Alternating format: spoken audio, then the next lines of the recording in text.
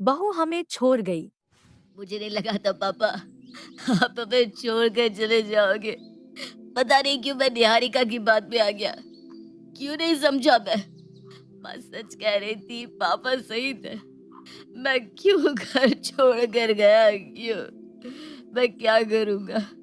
मेरे सर से मेरे पिता का साया उठ गया। सब मेरी गलती है। सारे बेटे ऐसे ही होते हैं। सारी औलादें ऐसी ही होती हैं नामाकुर। अपने पिता के अंतिम संस्कार में आया हुआ राहुल अंतिम क्रिया की रस्म पूरी करने के बाद खुद से बात करता हुआ फूट फूट कर रो रहा था। तभी उसके कंधे पर कोई हाथ रखता है। जो होना था वो तो हो गया बेटा। अब खुद को संभाल। तेरे सर से पिता का हाथ चला गया, पर तेरी माँ का आंचल तो है तेरे साथ। तू टूट नहीं सकता। तुझे अपनी माँ का सहारा बनना है। मुझे नहीं पहचाना? हाँ, कैसे पहचानेगा? काफी साल पहले ही अपने पिता को छोड़कर चला गया था ना, तू भूल गया होगा। अरे बड़े शहर की हवा ही ऐसी होती है, सारी यादें भुला देती है। मैं विनोद, तेरे पापा का बेस्ट फ्रेंड।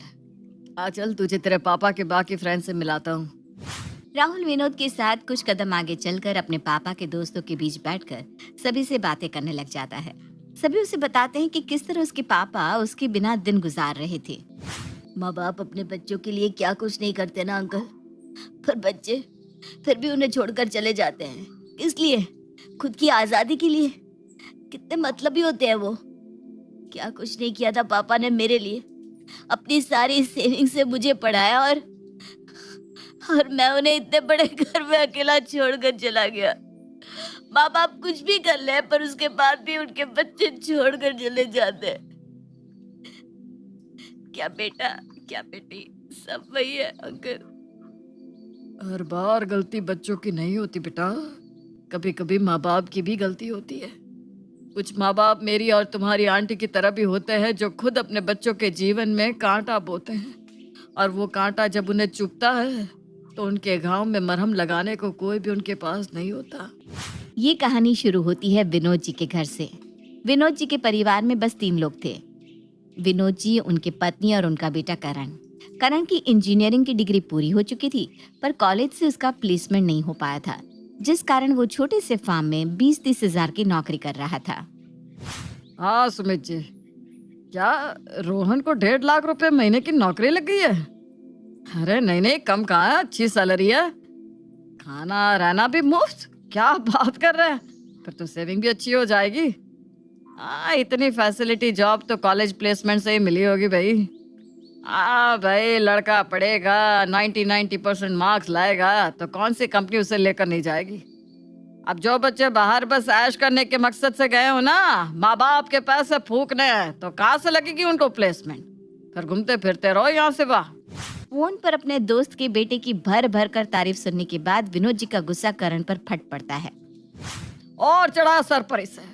तुम्हारी करनी का नतीजा है, और खिलाओ घी की रोटियां। किसी काम का नहीं है तुम्हारा बेटा, ये बात जान लो। वहाँ विनोद जी के बेटे रोहन को 1.5 लाख रुपए महीने की नौकरी मिल गई है, और एक हमारी औलाद है जिसे इतनी धूल फांकने के बाद भी मुश्किल से 20,000 मिल रहे हैं। कुछ तो लग भी होता है पापा, वरना रोहन हर टेस्ट में फर्रे लेकर बैठता था।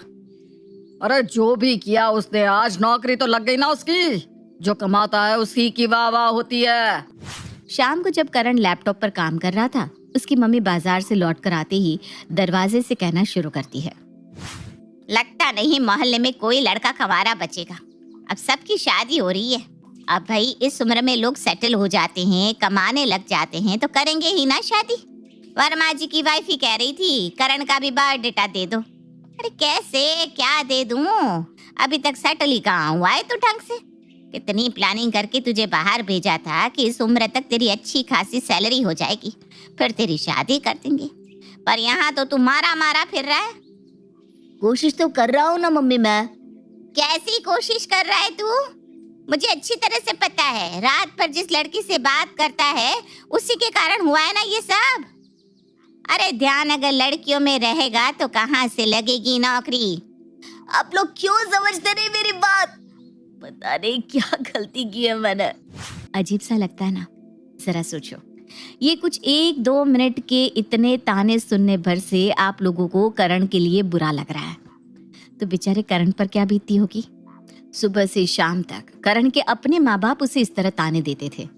करण की लाइफ में बस यही रह गया था कि कभी उसकी माँ अपनी सहेलियों के बेटों की तारीफ सुनकर उसे ताने देती थी, तो कभी उसके पापा। उसकी लाइफ में कोई था ही नहीं जो उसकी भावनाओं को समझे, सिवाय निराली के। निराली उसकी बहुत अच्छी दोस्त थी जो उसे समझती थी। धीरे धीरे दिन बीतते हैं और एक दिन निराली के पापा करण के घर उसका रिश्ता लेकर आते हैं और शादी पक्की हो जाती है। करण को लगता है कि निराली के साथ शादी होने के बाद उसके मम्मी पापा बदल जाएंगे और चीजें सुधर जाएगी।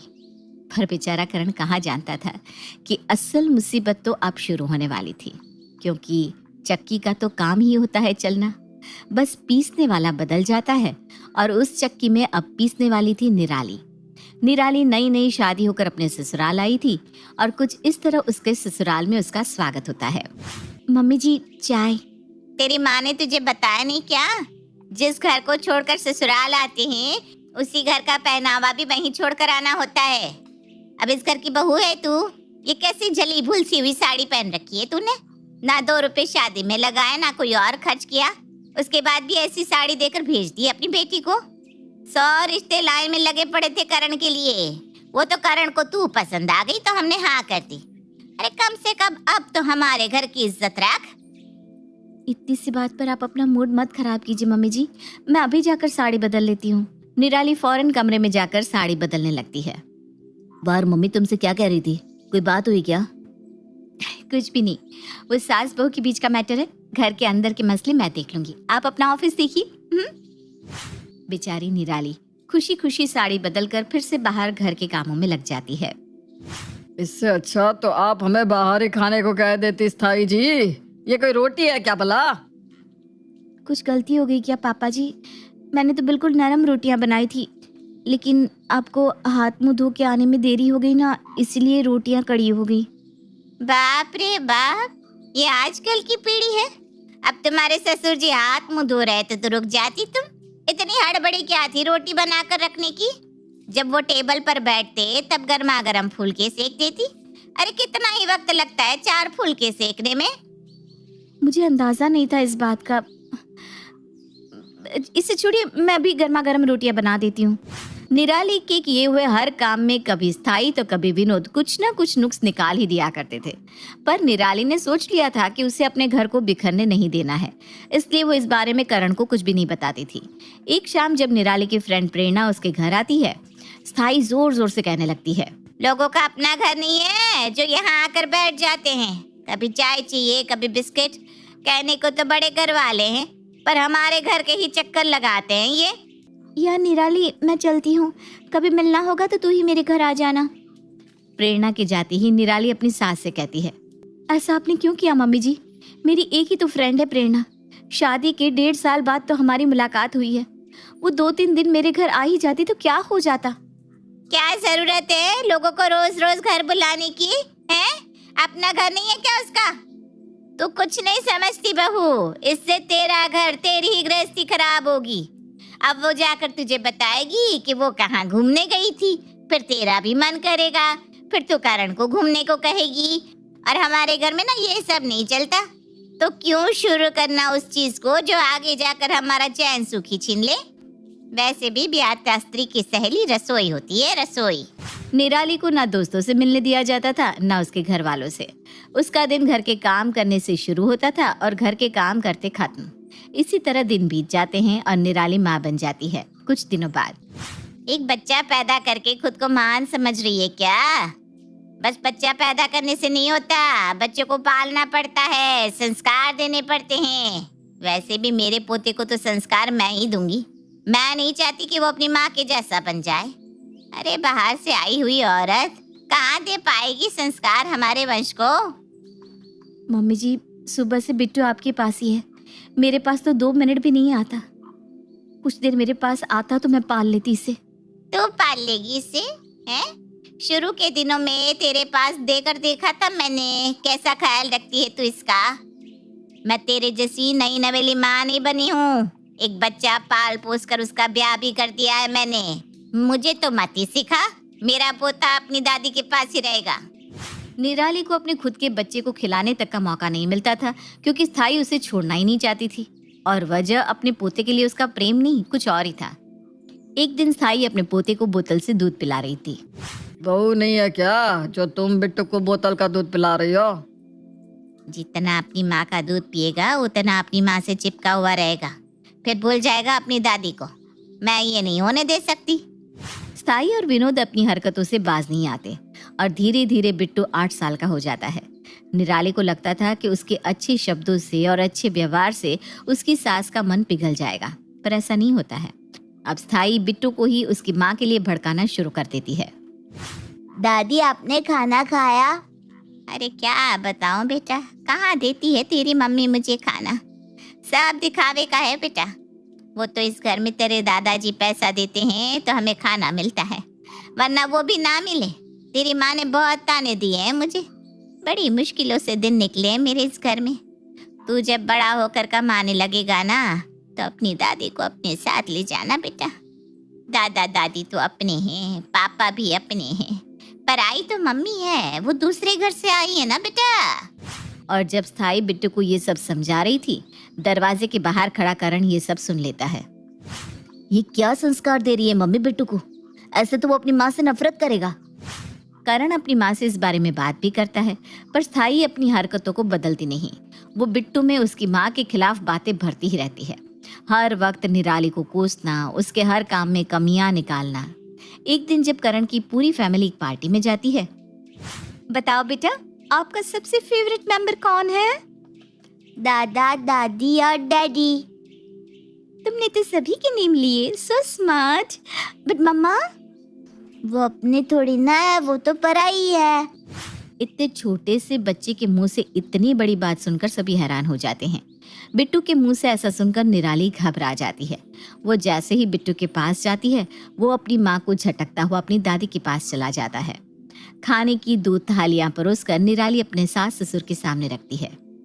ये क्या खाना है, बिना नमक की सब्जी कौन खाता है? और ये कहते हुए विनोद एक हाथ मारकर उस थाली को फेंक देता है, और ये देखते ही करण के सब्र का बांध टूट जाता है। बस करो, और कितना अत्याचार करोगी, कोई कितना सहे। निराली आप लोगों के लिए खाना बना कर लाती है और पापा भरी हुई थाली उठाकर फेंक देते हैं। ये सब क्या गंद मचा कर रखी है आप लोगों ने? ये संस्कार दे रहे हैं आप बिट्टू को? मुझे नहीं रहना ऐसे परिवार में मम्मी, अब मैं बर्दाश्त नहीं कर पाऊंगा। और फिर करण एक दिन अपना सामान अपनी बीवी और बच्चे के साथ घर से बाहर निकल जाता है।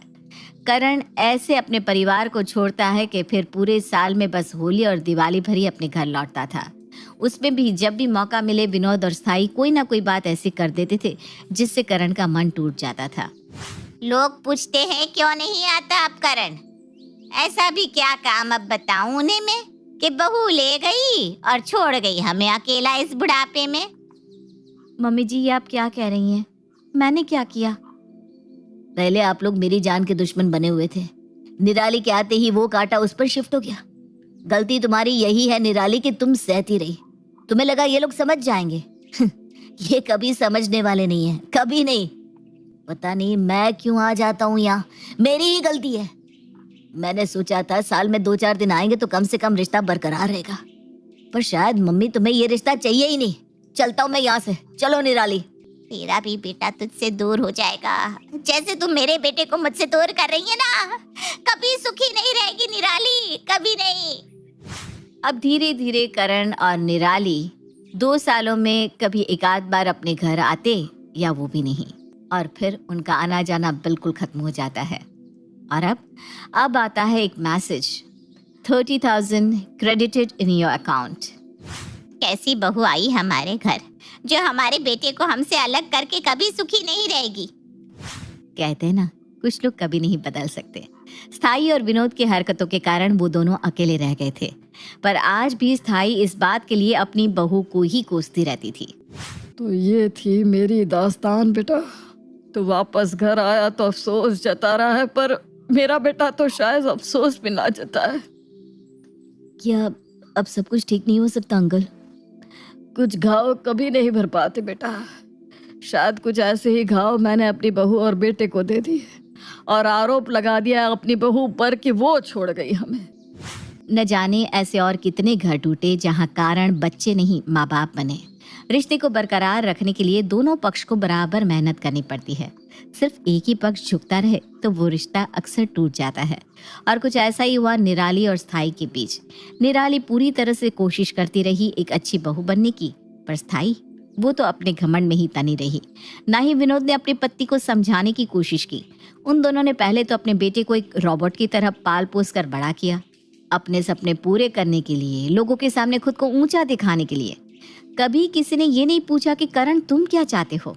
और करण की शादी के बाद अपने जीवन के सारे दुखों का कारण अपनी बहू को मानकर उसके जीवन में दुख का कारण बन गए। और फिर उन्हें मिला बिट्टू, जिसे वो अपना नया सहारा बनाना चाहते थे। पर अंत में क्या हुआ? न बेटा बचा, न बहू और ना ही पोता। काश स्थाई और विनोद अपनी गलती को कुछ समय पहले समझ जाते तो शायद एक हंसता खेलता परिवार यूं ना टूटता।